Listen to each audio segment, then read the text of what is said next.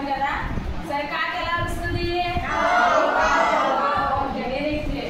ఎలా ఎగురుతుంది?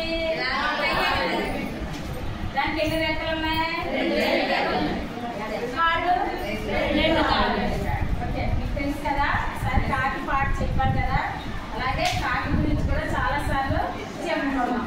అయితే అనగనగాను ఒక ఊర్లో మరి ఒక కాకి ఉంది. అది అటు ఇటు ఎదుర్కొంటా తిరుగుతుంది అన్నమాట. ఎందుకు? ఆహారం కోసం.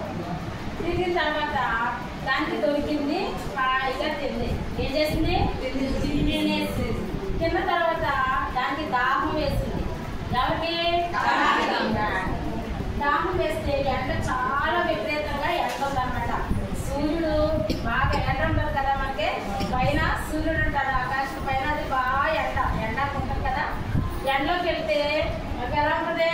దాహం మంచినీళ్ళు అవుతుంది. అలాగే మీరు అన్నం తిన్న తర్వాత మంచినీళ్ళు తాగుతారు కదా, అవుతారా? అలాగే కాకి కూడా చాలా దాహం వేస్తుందంట.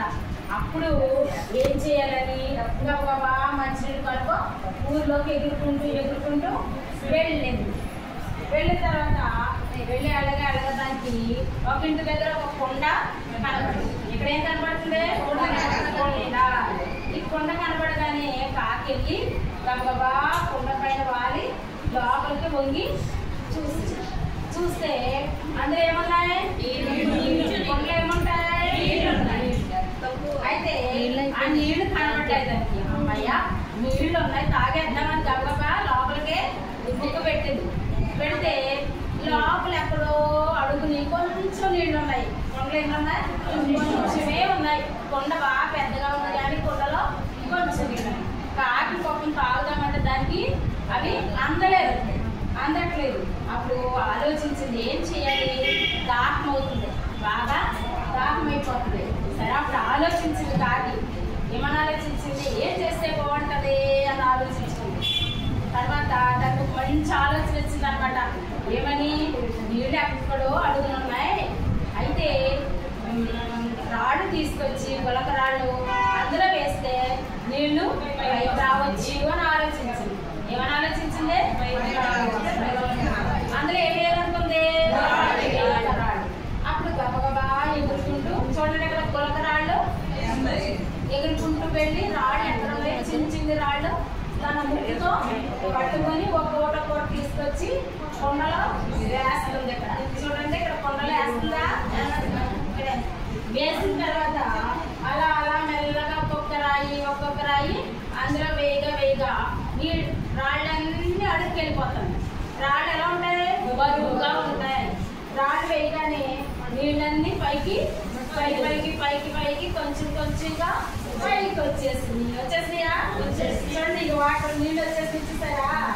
అప్పుడు అమ్మయ్యాని చాలా సంతోషంగా గబా నీళ్ళన్నీ తాగేసింది కాకి. ఎవరో తాగిన తర్వాత దాని కడుపు నిండా తాగేసి సంతోషంగా ఎలా ఎగిరింది? అంటే మరి కాకిలో ఏమర్థమైంది మీకు? చెప్పండి. చెప్పరా? కాకి నీళ్ళు ఎక్కడో ఉన్నాయని అడుగుని విడిచిపెట్టేసి వెళ్ళలేదు. ఏం చేసింది? ఆలోచించి ప్రయత్నం చేసింది. తెలివైన కాదు అది ఆలోచించింది. ఎందుకంటే కాకి చాలా తెలివిగా ఆలోచించింది కదా. కాబట్టి మీరందరూ తెలివైన వాళ్ళే. కాబట్టి మరి ఇప్పుడు చెప్పిన అన్ని కూడా టకా చెప్పేది. ఓకేనా? కాకి ఎలా తెలివిగా ఆలోచించిందో తన ప్రయత్నం చేసి చక్కగా మంచినీళ్ళు తాగి కడుపు నింపుకుని వెళ్ళింది కాకి కదా. ఆలోచించింది అంటే తెలివైన కాకి.